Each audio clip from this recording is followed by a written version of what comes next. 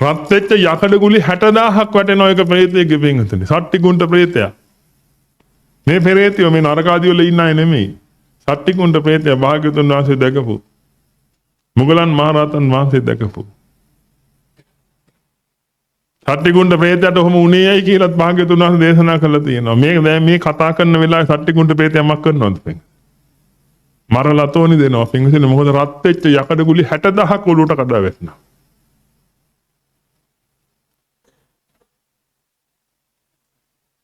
ඒ තමන්ගේ වැඩ පෙන්වන්න පසේ බුදුන් වහන්සේ නමකට පින්වතුනි ගලක් විදලා කැටපෝලේ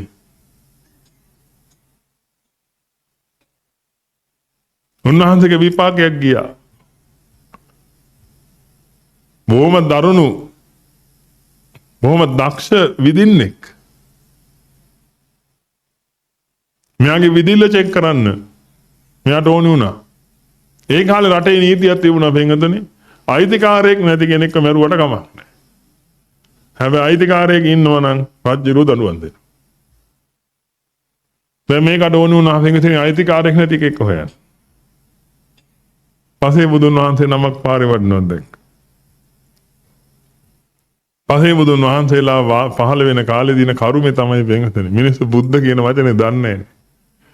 මෙයා සාමාන්‍ය ශ්‍රමණය විදිහට තමයි පේන්නේ ඉන්න. පසේ බුදුන් වහන්සේ නම. දැන් කාත් කවුරුත් නැන්නේ හරිනේ ශ්‍රමණයෙක් නේ. තිබ්බා පින්වතුනි ගලක් මේ මොලේ පසා කරගෙන මේ පැත්තෙන් එළියට එන්න. උන්වහන්සේ වේදනාව ඉවසගෙන පින්වතුනි ඉර්ධියෙන් වැටලා පිරිනොම් පෑවා. උන්වහන්සේගේ චැප්ටර් එක ක්ලෝස් වෙන්නේ කොහොමද? උන්වහන්සේ පිරිනොම් පන්න බලාගෙන හිටියේ. ඒක පිරිනිවියට හේතු වුණා. ප්‍රශ්නේ වැඩයි. රජුරු දඬුවම් දුන්නෙත් නැහැ මොකද හේතුව ශ්‍රමණයෙක්. කාත් කවුරුත් නැහැ කවුරුත් කම්ප්ලේන් කළේ නැහැ. රජුරු දඬුවම් දෙන්න ඕනේද? අපේ භාග්‍යවතුන් වහන්සේගේ සමය වෙනකොටත් පින්වතුනි මරලා තෝරි දෙනවා යකඩ ගුලි 60000 උලුවට කඩා වැටෙද්දි. ඒකයි පින්වතුනි ඔබට මේව තේරුම් කරන්න.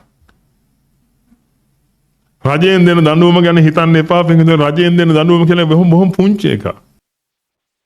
කෙනෙක් ඉන්න පුළුවන් පින්වතුනි. මොනවා හරි වංචාවකට අහු වෙලා පින්වතුනි සමහර වෙලාවට හිරපත් ගන්න වෙන. අවුරුද්දකට ඉරේ දැම්මා. දැන් ඔබ හිතාගන්න එපා පින්වතුනි. මට අවශ්‍ය දඬුවම මම වින්දානේ. අවුරුද්දකට මං හිරේ ගියානේ. කරපු පාපෙට. ඔය කරපු පාපෙට නෙමෙයි ඔය හිරේ ගියේ පින්වතුනි. වලක මාළුවෙක් හිටියා. අන්නු අරන් ඇවිල්ලා බෝතලයක දාලා ඇති කළා. අන්න ඒකට ඔය හිරේ ගියේ.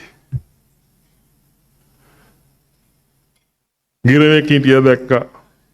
තොණ්ඩුවත් තියලා ඌ අල්ලලා කූඩුවක දාලා එතනින් එහාට අවුරුදු දෙකක් යනකම් ඌව හුරතල් කර කර ඇති කළා. අන්න ඒකට ඔය හිරේ ගියේ. ඔබ හිතන්නේ පින්වතුනි මිනිස්සෙක් මරුවටයි ඔය හිරේ ගියේ කියලා. පින්වතුනි ධර්මාධිකරණයේ හරි තීන්දුව දෙන්නේ. ශ්‍රේෂ්ඨාධිකරණයට හරි තීන්දුව දෙන්න බෑ පින්වතුනි. ශ්‍රේෂ්ඨාධිකරණයේ දෙන්නේ රටේ සම්මත තීන්දුව. තමයි ඔබ හිතාගෙන ඉන්න ඔය මිනිමරුවට හරියන්න ඔකට හිරේ යන්න උන අවුරුදු 10ක් හිරේ ඔක හොඳ වැඩේ. නෑ. ඔය ඊළඟ දවස් මෙහෙම කියන්නේ. පරයියෙක් කල්ල හිර කරන් හිටියට අවුරුදු 10කට හිරේ ගියා. මිනිහෙක් මරුපෙකට හිරේ නෙමෙයි යන්නේ නරකාදී. ඒක හැපෙන්නේ ඔබ ඇත්ත දැනගෙන ජීවත් වෙන්න. සරලව හිතන්න එපා මේක ගැන පින්වතුනි. ඔබ මේ විශ්වය ගැන සරලව හිතන්න පින්වතුනි ඔබ ලෝක අමාරුවක වැටෙනවා.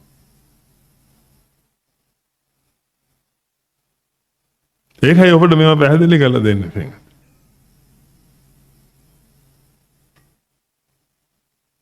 සරලව හිතන්න එපා මේවා ගැන. නමුත් සමාජයෙන් පින්වතුනි මේ දේවල් සරලව හිතන්න උගන්වනවා. අපායක් නැහැ කියලා ඔක්කොටම කලින් උගන්වලා තියෙන ප්‍රශ්නේ ඉවරයි දැන් කොහොමද? ඔය ඔක්කොම බොරු කතා ඔය ඔක්කොම මේ බොරු මේ ආච්චි අම්මලාගේ කතා.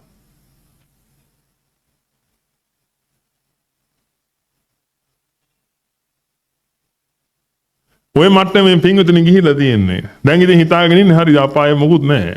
ප්‍රශ්නයක් නැහැ. ඔය දැන් ජීවත් වෙනකන් ඔහෙ හොඳට ඉන්නයි තියෙන්නේ අපිට කියලා.